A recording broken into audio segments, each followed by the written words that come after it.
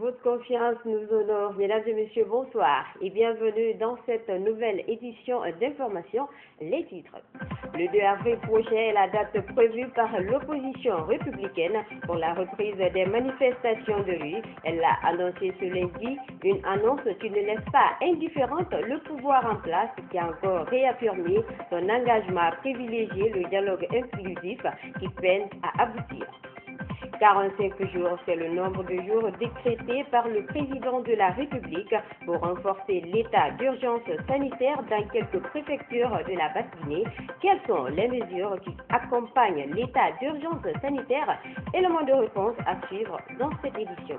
Et puis, le ballet national Yoliba est une troupe qui a fait ses preuves sous la Première République à travers ses prestations de qualité. De nos jours, il est patron des scènes internationales. Pour s'inquérir de l'état dans lequel ce ballet historique parvient à survivre, notre équipe de reportage est allée à la rencontre de certains de ses membres. Encore une fois, bienvenue à tous, une semaine après sa déclaration de Paris dans laquelle l'opposition républicaine dit ne pas reconnaître la légitimité du pouvoir actuel. Elle s'est réunie ce lundi au quartier général de l'IFDG pour harmoniser ses idées. Au sortir de cette rencontre, l'opposition républicaine décide d'observer une journée ville morte le 2 avril prochain qui sera suivie de la reprise de ces manifestations de rue. L'opposition fixe également des conditions préalables avant la reprise de tout dialogue politique. Nabi Kamara, Saran Kamara.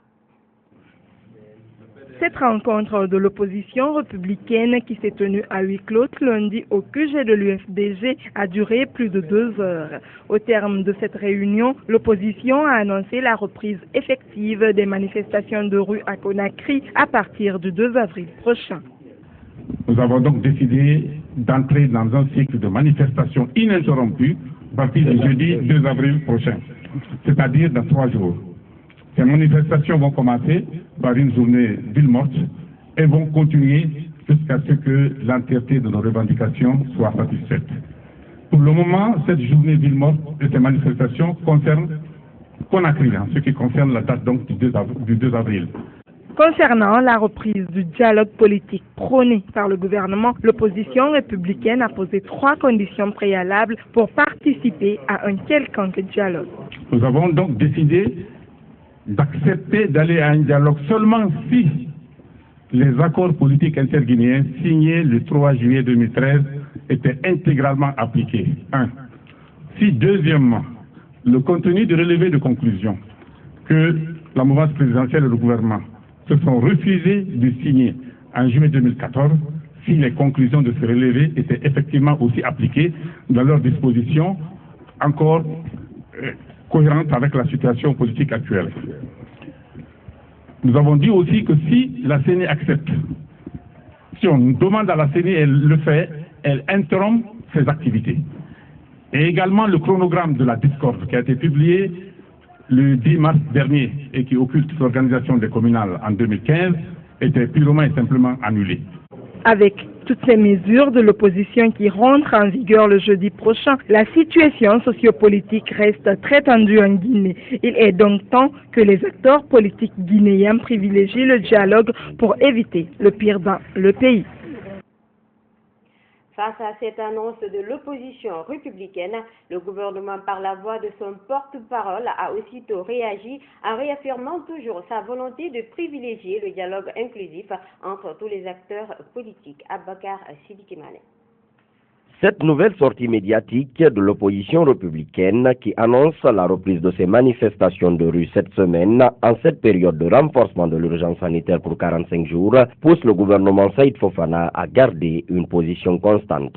Cette liberté fondamentale qui est celle de ne pas être d'accord et de le manifester de la manière qu'on juge la plus appropriée. Nous avons un autre constat, c'est que chaque fois qu'il y a eu des manifestations, que ce soit actif ou passif, il y a toujours des violences. S'agissant des villes mortes, ceux qui font la ville morte empêchent ceux qui veulent travailler, ceux qui veulent gagner leur pain au quotidien, d'aller travailler et ça dégénère en violence. Donc l'opposition prend toute la responsabilité de cet appel à la ville morte en espérant qu'elle saura faire passer des messages pour qu'on laisse ceux qui veulent travailler aller travailler. Pour revenir autour de la table du dialogue, l'opposition républicaine pose 4 conditions, parmi lesquelles figure notamment l'annulation du chronogramme électoral proposé par la Commission électorale nationale indépendante CENI. Et malgré ces conditions, le gouvernement est très clair quant à sa volonté d'aller au dialogue. Poser des conditions telles que, par exemple, exiger du gouvernement qu'il annule le chronogramme électoral, alors que l'opposition sait très bien que cela ne relève pas des prérogatives du gouvernement, mais plutôt de la CENI, c'est, je ne vais pas dire tendre un piège, mais c'est manifester une absence totale de volonté de venir dialoguer. Mais si on veut vraiment négocier, on ne pose pas de préalable. Nous sommes prêts à discuter de tous ces sujets et autour de la table, même de commencer les discussions par ces sujets-là avec nos frères de l'opposition. La tenue d'un dialogue franc entre opposition et gouvernement est nécessaire pour trouver une sortie à cette nouvelle crise enclenchée avec la publication du chronogramme électoral. Mais pour l'heure, le gouvernement est tourné vers le renforcement de l'urgence sanitaire pour 45 jours annoncé par le président Alpha Condé. C'est dommage que nous soyons en train de débattre de cela. Pour nous, gouvernement, l'heure est à l'urgence sanitaire renforcée telle que le président de la République l'a proclamé il y a 2 jours. Si l'opposition estime qu'aujourd'hui en Guinée, la priorité, c'est poser des conditions pour un dialogue constructif et initier des manifestations, ça aussi, c'est sa responsabilité. Dans cette édition également, les membres de la commission électorale communale indépendante CECI de Kaloum et ceux de la commission électorale sous-préfectorale indépendante CESPI de Kassa ont prêté serment ce lundi au tribunal de première instance de Kaloum. Une prestation pour s'engager à respecter les règlements qui caractérisent leurs fonctions, notamment la neutralité. Mania Condé. Ces 21 membres, dont 15 pour la commission électorale communale indépendante CECI de Kaloum et 6 pour la commission électorale sous-préfectorale indépendante CESPI de Kassa, ayant prêté serment ce lundi, sont issus des partis de l'opposition, de la mouvance, de la société civile et de l'administration. À travers ces serments prêtés, ces membres de la CECI et de la CESPI de Kaloum pourraient pleinement jouer leur rôle d'observateur au sein de ces démembrements de la CENI. Ils s'engagent à respecter le langage de nous. Tout à fait pour la bonne marche des élections. Si notre participation est là, je crois que ça se passera dans de bonnes conditions, parce que nous veillerons au grain pour respecter tout ce qu'on a entendu ici dans le serment. Nous avons juré et nous engageons à œuvrer dans ce sens. Je suis satisfait du contenu et je suis satisfait de mon choix, surtout de mon choix. Comme je me suis mis devant Dieu et devant les hommes, je juré d'être clair et transparent. Je suivrai cette voie, Inch'Allah. Après cette prestation détenue ce lundi même au tribunal de première instance de Kaloum, les représentants de la CENI n'ont pas caché leur satisfaction. Je suis vraiment heureuse de voir les récipiendaires prêter serment. Ça n'a pas du tout été facile pour valider les listes, mais aujourd'hui vraiment je suis très satisfaite et heureuse d'eux. Ce que je vais leur donner comme conseil, c'est de respecter le serment, d'être neutre et indépendant. Ce n'est pas facile de prêter serment devant tout le monde. Aujourd'hui, ils l'ont fait. Ils sont à présent membres des démembrements de la CENI et ils doivent à tout prix respecter le serment et travailler en toute neutralité pour l'opérationnalisation effective des activités de la CENI. Cette démarche, qui s'inscrit dans le cadre des préparatifs pour l'organisation des élections prochaines par la CENI, va se poursuivre mardi par le lancement d'une formation à l'intention de ces 21 membres de la CECI de Kaloum et de la CESPI de Kassa. Objectif, renforcer leurs capacités pour mieux exercer leurs fonctions. L'information, c'est aussi l'an 31 de la commémoration de la mort du père de l'indépendance guinéenne et premier président du pays, Feu Ahmed Sékou Touré, qui a été marqué par plusieurs séries d'activités organisées par le bureau politique du PDG RDA, appelée Semaine Ahmed Sékou Touré. Elle a permis à la nouvelle génération qui a pris part à toutes les activités organisées de connaître l'homme. Cette semaine qui rend hommage au père de l'indépendance a pris fin par une conférence de presse organisée au siège du parti à Dixine. Mamadi de Condé. Le Parti démocratique de Guinée se félicite de son bilan en termes de lutte contre le chômage. Pendant la Première République, le chômage était quasi inexistant grâce notamment à un système éducatif rigoureux. Le secrétaire général du PDG-RDA prend l'exemple sur la filière cotonnière. Dès qu'il a été question de mettre en place cette usine textile de Sanoya, la projection a été d'envoyer déjà des étudiants se former pour la production du coton. Eux, ils ont été dans ce cadre et effectivement, celui qui va à Kankan aujourd'hui voit les traces ou les restes de cette filière cotonnière. Donc le coton a été produit par des spécialistes qui avaient été envoyés à cet effet. La commercialisation a été assurée par des spécialistes qui ont appris comment commercialiser le coton. 31 ans après le régime du président Ahmed Sékou Touré, le chômage bat son plein. En plus de la privatisation des entreprises de l'État après le 3 avril 1984, le PDG explique le chômage actuel par l'inadéquation formation-emploi. Quand vous voyez les différentes écoles, les différentes universités d'enseignement, vous vous rendrez compte que beaucoup de filières sont créées que le peuple guinéen en partie réellement n'a pas besoin automatiquement là où nous sommes. Pour le PDG, deux facteurs peuvent favoriser l'emploi des jeunes, la stabilité sociopolitique et l'adoption d'une politique appropriée. Parce que nous voulons mettre fin au chômage, mais s'il y a l'instabilité, est-ce que les investisseurs viendront? Ils ne viendront pas, mais il faudrait que les Guinéens s'entendent. Il faudrait qu'une politique saine soit mise en place au profit du peuple guinéen. Le taux de chômage est tel qu'en Guinée, certains affirment que les institutions d'enseignement supérieur sont devenues des usines de fabrique de chômeurs. Le président de la République a déclaré samedi dernier l'urgence sanitaire renforcée pour une période de 45 jours dans les préfectures de Forêt-Karia, Koya, Dubreka, Bofa et Kindia. Quelles sont les nouvelles mesures qui viennent s'ajouter aux précédentes et quelles sont les dispositions prises pour leur effectivité? Élément de réponse dans ce reportage de Marie-Chéla Fofana. Je déclare pour les préfectures de Forêt-Karia, Koya, Dubreka, Bofa et Kindia une urgence sanitaire renforcée pour une période de 45 jours. Cette décision du chef de l'État fait suite au déplacement de l'épidémie d'Ebola de la forêt vers la Basse-Guinée et la réticence de cette population face à la lutte contre Ebola. On s'est rendu compte que l'épidémie s'est déplacée de la Guinée forestière vers la zone littorale et qu'il y a 23 jours déjà que nous sommes à zéro Ebola en Guinée forestière, mais les cas se multiplient dans la ceinture de Conakry, dans les préfectures notamment de Koya, Forêt-Karia, Dubreka, Bofa et Kindia.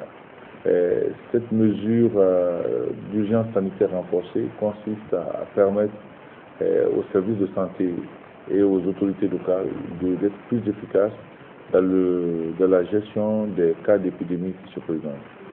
Pour cette urgence sanitaire renforcée, certaines mesures ont été prises, des mesures qui doivent être appliquées avec rigueur. Désormais, nous allons fermer toutes les cliniques où des malades d'Ebola auraient transité sans qu'ils ne notifient au service en charge de la riposte. La deuxième grande mesure, c'est l'interdiction des déplacements des corps d'une localité vers une autre. Que ce soit Ebola ou non, aucun corps ne sortira. Il faut que ça soit clair pour tout le monde. On a demandé à la population de faire désormais des cérémonies funèbres dans le strict intimité de la famille. Outre ces mesures, le cantonnement et le confinement des populations par endroits sont aussi prévus. Partout où besoin sera pendant cette période d'urgence sanitaire, des mesures de confinement seront prises et des efforts seront faits pour apporter un soutien alimentaire et sanitaire aux populations concernées. Ce confinement concernera des zones ciblées par les spécialistes.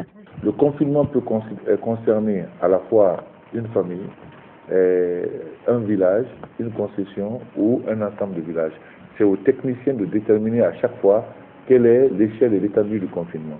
Donc ce n'est pas une notion générale, c'est une réglementation qui est appliquée au cas par cas selon la pertinence des arguments des épidémiologistes.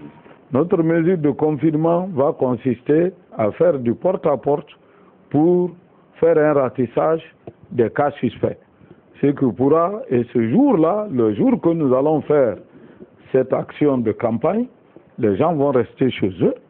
Et il faut que vous nous aidiez pour que la population comprenne que ce n'est pas prendre des mesures contraignantes pour prendre, mais c'est pour pouvoir récupérer les malades qui sont dans les familles afin que nous puissions les traiter rapidement.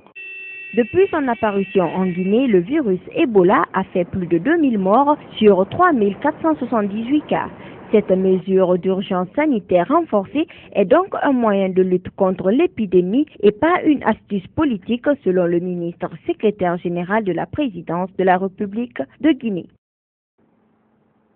Tenue cet après-midi d'une conférence de presse de la Fédération guinéenne d'association des guérisseurs traditionnels herboristes à la Maison commune des journalistes à Koléa. L'objectif de cette rencontre était de fustiger le comportement de la coordination de lutte contre Ebola face à leur corporation. Cette association demande leur implication dans la sensibilisation et la formation dans la lutte contre cette épidémie. Oulemotou Kouroudialou. Lutte contre Ebola, quelle contribution pour les tradipraticiens et herboristes, c'est le thème qui a réuni lundi après-midi journalistes et membres de la Fédération guinéenne d'association des guérisseurs traditionnels et herboristes. Cette fédération très proche de la population se sent écartée par la coordination nationale de lutte contre Ebola. On a mal dans notre travail et le comportement de M. Sakoba. On n'est pas content parce que les tradipraticiens et les chercheurs traditionnels n'est pas du même chose. Les chercheurs traditionnels et les féticheurs n'est pas du même chose. On n'est pas dans la même groupe. Ils n'ont pas nous appelé, on est marché fatigué pour que l'Ebola, problème de l'Ebola, là on va donner la main de fini. Et Sakoba a violé la loi de la communauté internationale, la loi du président Alpha Condé. Cette fédération dit ne pas être prête à être associée avec les féticheurs. Sakoba Keita, il dit le tradit praticien et le fétichier. Et c'est compris. Il doit faire former, il doit là-bas. C'est moi, Mamadi Daman Traoré, vraiment, si on a fait comme ça, c'est pas normal. C'est pas normal. Étant donné que la maladie à virus Ebola ne se guérit pas traditionnellement, les guérisseurs demandent leur implication dans la sensibilisation et la formation dans le cadre de la lutte contre Ebola. On peut faire quoi? Même la sensibilisation, on peut faire quoi? On a parlé.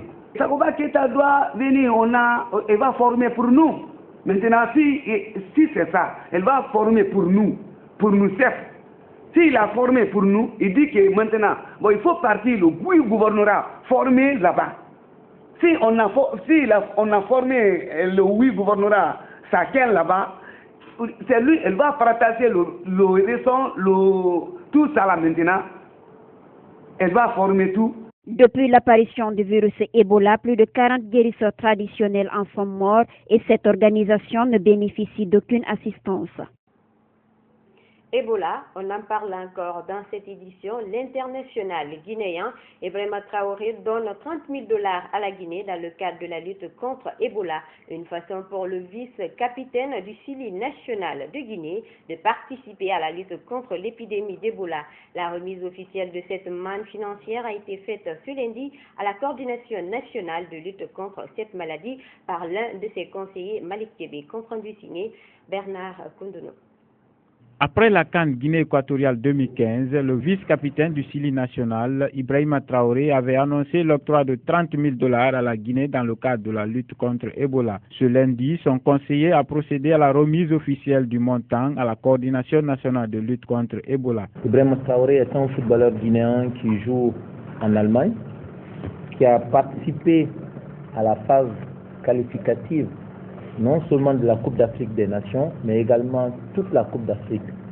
Il a promis, pendant la phase de qualification, quand la Guinée s'est qualifiée, il a dit qu'à la suite de cette qualification, les 30 000 $ qui ont été donnés à chacun des footballeurs, lui, il a pris pour lui, pour mettre à la disposition de votre comité, pour que le combat que vous êtes en train de mener aujourd'hui pour la Guinée et pour les Guinéens puisse être un combat gagnant.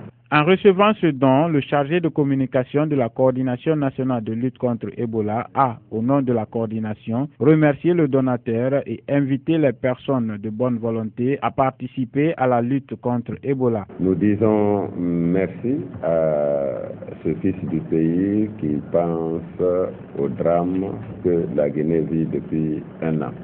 Quand un tel ennemi entre dans votre famille, je crois que chacun de nous devrait se transformer en sentinelle sanitaire, prendre l'arme et combattre cet ennemi. Ibrahima Traoré, vice-capitaine du Sili national de Guinée, avait annoncé la suspension de sa participation dans l'équipe nationale guinéenne. Mais lors de la remise de ce don, son conseiller a affirmé qu'Ibrahima Traoré aurait désisté et compte toujours jouer pour le Sili de Guinée. La foire internationale de Conakry a officiellement ouvert ses portes ce lundi, mais cette année avec la présence du virus Ebola, des équipes de sensibilisation ont été formées et déployées pour faire appliquer aux visiteurs les mesures hygiéniques en vigueur. L'objectif est d'empêcher la propagation du virus Ebola à cette foire, mais certains visiteurs tentent d'échapper à ces mesures. Reportage Abdurrahman Ba. C'est un dispositif de modèle contre Ebola qui est installé à cette nouvelle édition de la Foire internationale de Conakry. De la porte d'entrée principale aux différents stands réservés pour l'exposition, les visiteurs sont soumis à un lavage régulier des mains et à la prise de la température. Outre ces dispositions, on remarque la présence au niveau de chaque seau d'une personne qui veille sur l'applicabilité stricte du lavage des mains. Nous sommes là en fait à accueillir les gens ici, à les interpeller à venir se laver les mains amplement. Je me suis lavé la main, ça fait la 5e fois que je me lave la main ici.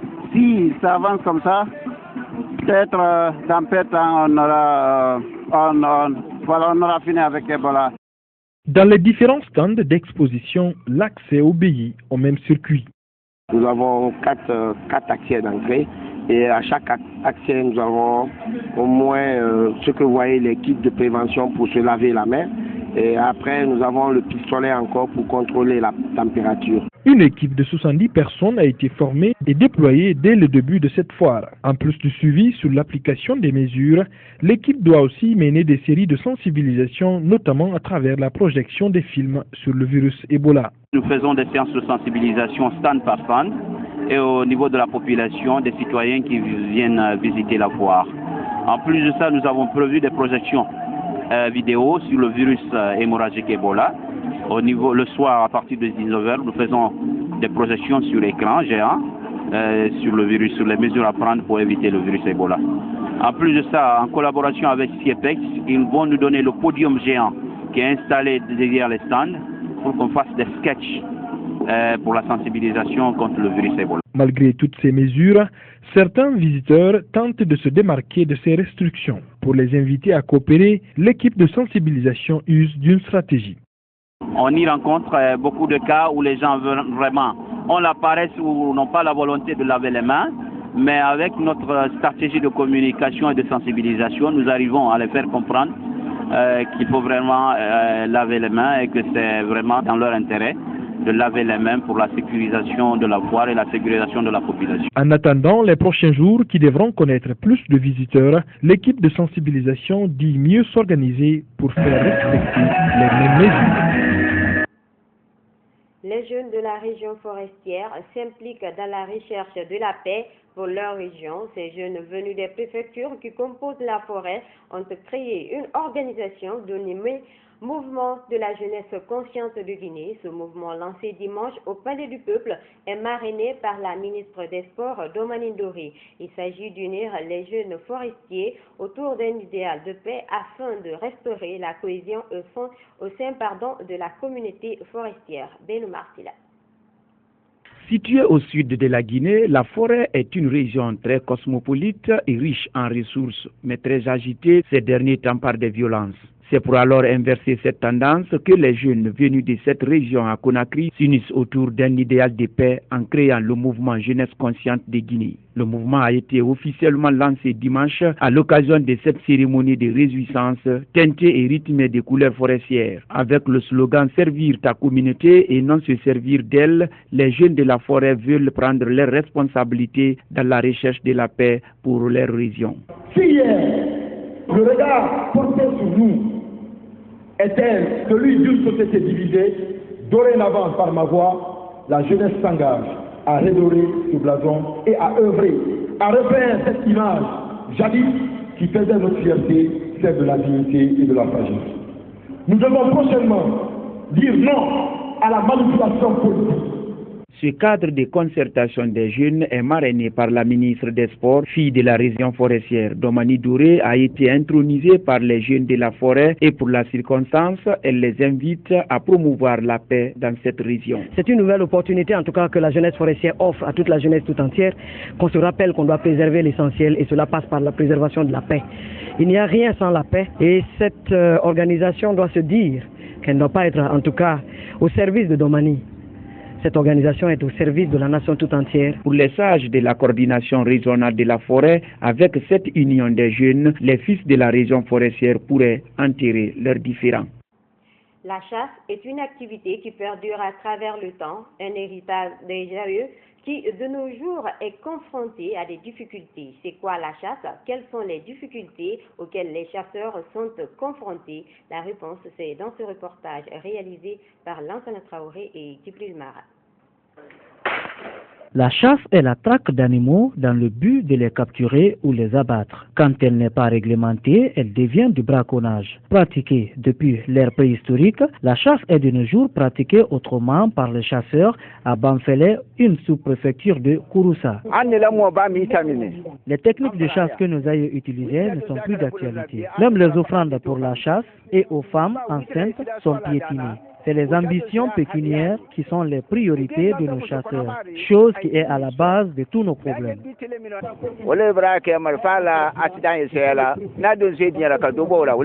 Pratiquée au fil des temps par diverses catégories de classes sociales, la chasse est une activité qui respecte certaines techniques.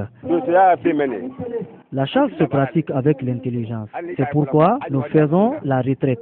Ce n'est pas pour faire des offrandes aux fétiches, mais plutôt partager les techniques de chasse. Exemple, sur quel animal il faut tirer. Souvent, ceux qui refusent d'y participer sont à la base des ratés dans ce métier. Vu la menace des pratiques des feux de brousse causées par les chasseurs pour déloger les gibiers, ils collaborent de nos jours avec les gardes forestiers. De nos jours, nous travaillons avec les gardes forestiers sur des périodes de feux de brousse pour informer les chasseurs. En temps de sécurité, nous étions dotés en munitions. Aujourd'hui, c'est nous-mêmes qui achetons. Confondus aux féticheurs Soma, les chasseurs lancent plusieurs appels aux autorités. Nous demandons au président Alpha Condé de nous doter en tenue de chasse, munitions et fusils, et mieux réglementer notre activité. Nous ne sommes pas des féticheurs, nous sommes différents. Nous sommes souvent confondus aux féticheurs, les somas. Donc, nous sollicitons que les responsables de notre confrérie soient élus à Kankan. Ceux qui sont à Conakry ne sont pas des chasseurs. Malgré ces difficultés, les chasseurs continuent à se battre pour relever le défi. Celui de ravitailler les populations en viande, mais également pérenniser cette culture à travers le temps. Ayant longtemps fait la fierté de la Guinée par ses prestations de qualité à travers le monde, le ballet national Joliba est de nos jours absent des scènes nationales et internationales.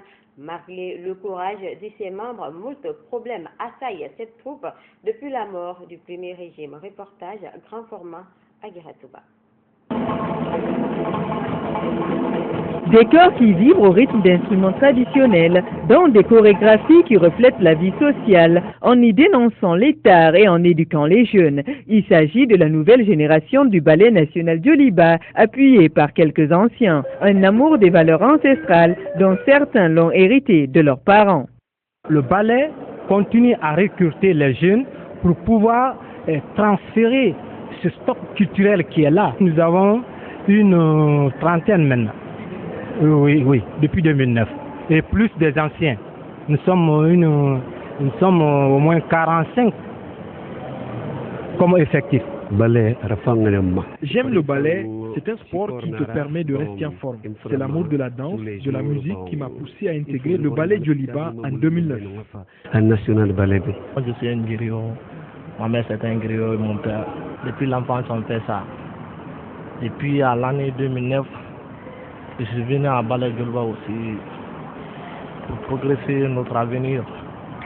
Parce que quand tu as un avenir, il faut que tu le poursuives. Oui, ça peut se faire. L'avenir dans le Balai. Nous travaillons sans transport, sans aucune aide. Mais comme c'est ce métier de balafoniste que les parents m'ont légué, je le fais avec courage. Un monde que Kadiatou Sylla connaît bien. J'ai commencé le ballet depuis le temps du président Ahmed Sékou Touré. Je me suis mariée et eu des enfants dans ce métier. Je fais mes répétitions de 8h à 14h, puis je vais m'occuper de mon foyer. Le souvenir que je garde est que j'ai pu subvenir à mes besoins grâce au ballet Djoliba. Avec l'argent que j'ai eu, j'aide ma famille. Le ballet Djoliba est né en 1964, peu après l'indépendance. Une volonté politique de l'époque pour valoriser et promouvoir le folklore guinéen. Plus de 300 artistes avaient à l'époque été formés à Kassa, aux îles de Los.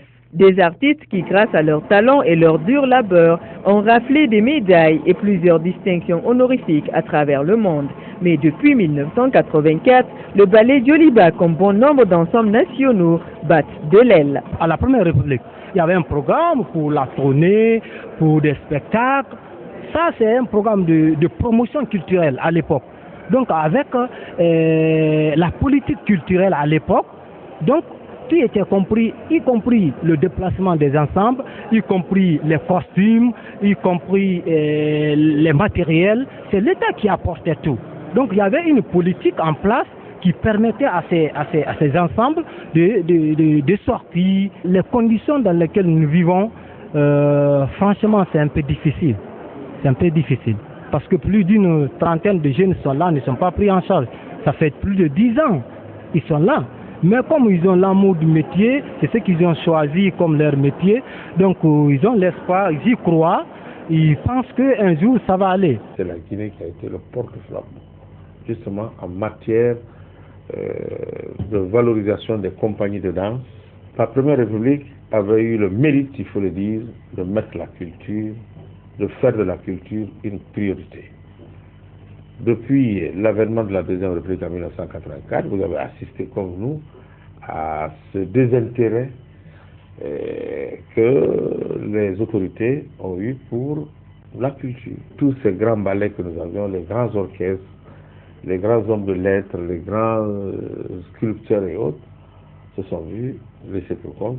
En plus du manque de prise en charge, de programmes de tournée, les répétitions se font dans des endroits inappropriés, d'où la nécessité de la mise en place d'un palais de la culture. Une culture qui, après avoir brandi haut son étendard, ne devrait pas sombrer dans les oubliettes. Je lance un appel aux autorités politiques de ne pas abandonner ces arts et ces ensembles artistiques, parce que c'est des monuments. Les autres venaient pour nous prendre l'exemple sur nous.